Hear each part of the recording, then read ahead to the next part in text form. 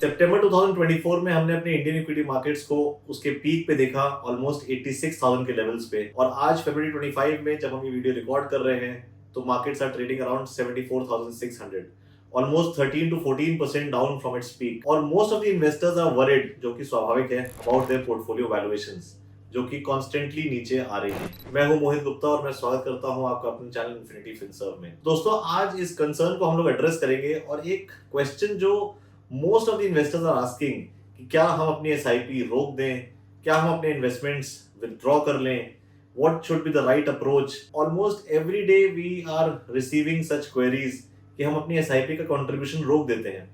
मेरा एक क्वेश्चन है उन सारे निवेशकों से अपने कि अगर आप अपने इन्वेस्टमेंट को इस लेवल पे रिडीम करेंगे तो उसको रखेंगे कहाँ। तो जवाब आता है कि हम सेविंग बैंक में रखेंगे और जब राइट टाइम होगा तब हम उसको दोबारा से निवेश करेंगे, दोबारा से इन्वेस्ट करेंगे। तो मैं उनसे पूछता हूँ राइट टाइम क्या होगा।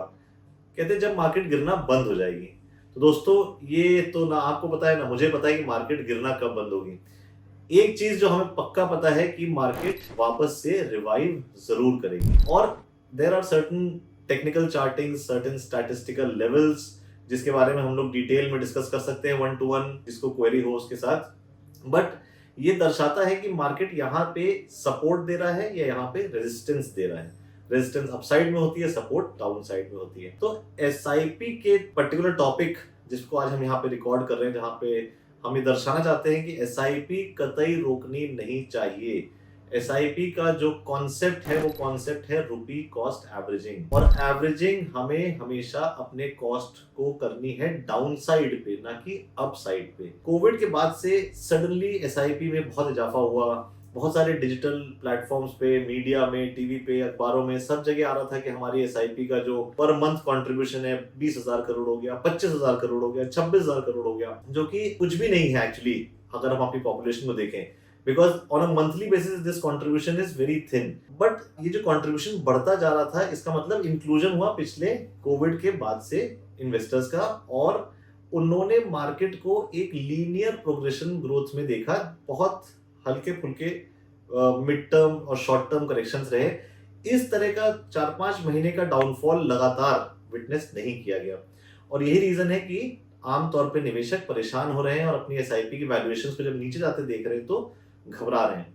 बट दोस्तों, मैं आपको ये आश्वासन दिलाना चाहता हूँ कि जो मैथमेटिकल कॉन्सेप्ट है एवरेजिंग का, वो बहुत इंपॉर्टेंट है, और अपनी कॉस्ट को अगर आप एवरेज कर सकते हैं डाउनसाइड पे तो आपको लॉन्ग टर्म में बहुत अच्छा रिटर्न देखने को मिलेगा, प्रोवाइडेड आपके पास टेन्योर होना चाहिए। Long term tenure is very important. और वहीं पे हम लोग अपने सारे कम्युनिकेशन में, सारे वीडियोस में ये बताते हैं कि आपको अपने इन्वेस्टमेंट को अपने गोल्स के साथ अलाइन करना चाहिए, अपने गोल्स को डिफाइन करना चाहिए, अपने इन्वेस्टमेंट्स को उस गोल के साथ अलाइन करिए। अगर आपके पास 5 साल, 10 साल, 15 साल, 20 साल का होराइजन है तो आपके इन्वेस्टमेंट में आप ऐसा करामाती रिटर्न देख सकते हैं जो आपको एक्चुअली विश्वास भी नहीं होगा।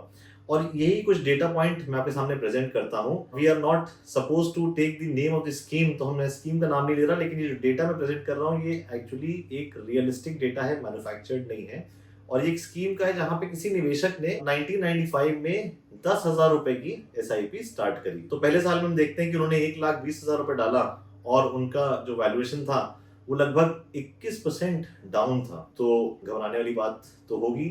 अगले साल में फिर 1,20,000 रुपए ऐड हो गया, मतलब टोटल 2,40,000 हो गया। और नेक्स्ट ईयर, उस फाइनेंशियल ईयर में जो रिटर्न था, या कैलेंडर ईयर में जो रिटर्न था, वो ऑलमोस्ट 1% डाउन था। तो फिर भी वो अपने म्यूचुअल फंड डिस्ट्रीब्यूटरों के उनको मोटिवेट करते रहे, कहते रहे भैया एसआईपी चलाइए, बिकॉज आपका तो गोल लॉन्ग टर्म है, आप अभी यंग हैं, आप अपने रिटायरमेंट की प्लानिंग कर रहे हैं, या मे बी हायर एजुकेशन की प्लानिंग कर रहे हैं अपने बच्चों की, जो भी गोल है उसके हिसाब से।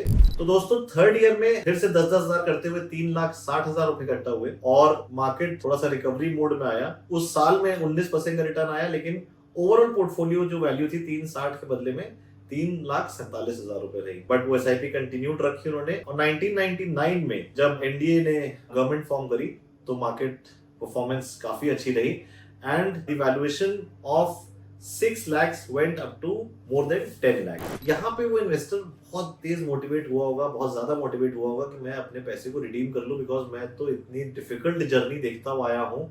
हमेशा से मैंने लॉस देखा है, कि इस तरह का प्रॉफिट मैंने देखा नहीं, और वो प्रॉफिट हो सकता है निकाल ले।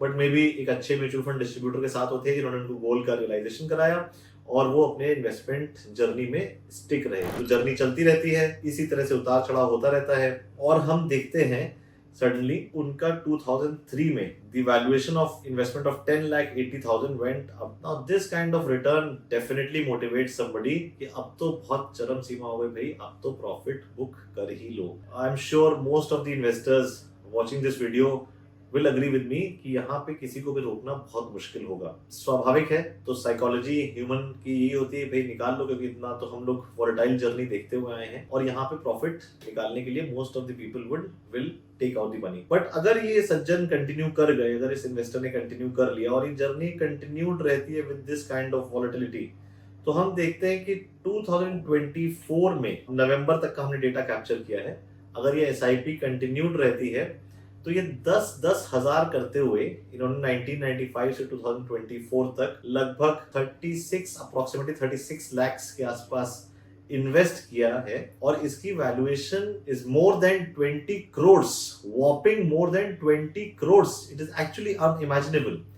बट पॉइंट जो नोट करने वाले हैं, 30 इयर्स की जर्नी में उन्होंने Asian currency crisis, terror attack on US, NDA government का फॉर्म होना, Lehman crisis, credit rating downgrade, taper tantrums in the US yields, Brexit, GST rollout, COVID, इस तरह के न जाने कितने खराब इवेंट्स देखे, उसके बावजूद ये वेल्थ क्रिएट हुई। तो दोस्तों एक बात हमें बहुत जरूरी है समझना कि volatility is the very nature of the market. आप जब SIP आपने स्टार्ट की थी, आप जब इक्विटी में इन्वेस्ट करने आए थे, आपको ये पता है कि इक्विटी का रिटर्न लीनियर नहीं होता है, इक्विटी में ओवरनाइट रिटर्न जनरेट नहीं होता है। आप जब इन्वेस्ट करते हैं तो आप एक लॉन्ग टर्म व्यू रख के एक बिजनेस में इन्वेस्ट करते हैं। म्यूचुअल फंड्स आपको ये ऑफर करते हैं कि वो एक आपको वेल रिसर्च्ड प्रोडक्ट दें। SEBI is the fantastic regulation body, regulatory body जो रेगुलेट करती है, जो देखती है कि इन्वेस्टर्स का हित परम धर्म है म्यूचुअल फंड्स को, जो कि हर हालत में उनको मैनेज करना ही करना है। राइट इन्वेस्टमेंट प्रैक्टिस के तहत म्यूचुअल फंड का पोर्टफोलियो डिजाइन होता है, इन्वेस्टर्स की रिक्वायरमेंट के हिसाब से उसको डिजाइन किया जाता है, उनके ऑब्जेक्टिव्स को मीट कराने के हिसाब से उसको बनाया जाता है। और अगर आपके पास समय है तो ये volatility is the best time, the downside is the best time to capture. इस समय अपने पास, अगर आपके पास सरप्लस लिक्विडिटी है तो थोड़ा सा उसको टॉप अप करें, अपने इन्वेस्टमेंट्स को ऐड करें, बिल्कुल ना घबराएं, provided you have time on your side. हमारे यहाँ प्रॉब्लम क्या हुई, जो लेवरेज्ड इन्वेस्टर्स हैं, जो ओवरनाइट रिटर्न देखने के लिए अट्रैक्ट हो गए थे, जिन्होंने अपना रोजमर्रा का पैसा जिससे उनका घर चलता था वो इक्विटी मार्केट में डाल दिया था, वो डेफिनेटली डिस्टर्ब होंगे। Equity market is not a place for short term investors. आप अपने रिस्क एपेटाइट को गेज कर लें, किसी प्रोफेशनल से जरूर कंसल्ट करें, अच्छे म्यूचुअल फंड डिस्ट्रीब्यूटर से जुड़ें। अगर आपको 1-to-1 डिस्कशन की लगता है जरूरत है तो आप you can reach out to us on our number 9307218766। You can book session online also for 1-to-1 discussion. We are a mutual fund distributor based out of Lucknow. We help handhold you in your investment journey. अगर आपने अब तक हमारे videos like और subscribe नहीं किए हैं तो प्लीज कीजिए, अपने फ्रेंड्स और फैमिली में शेयर कीजिए। नमस्कार दोस्तों, थैंक यू।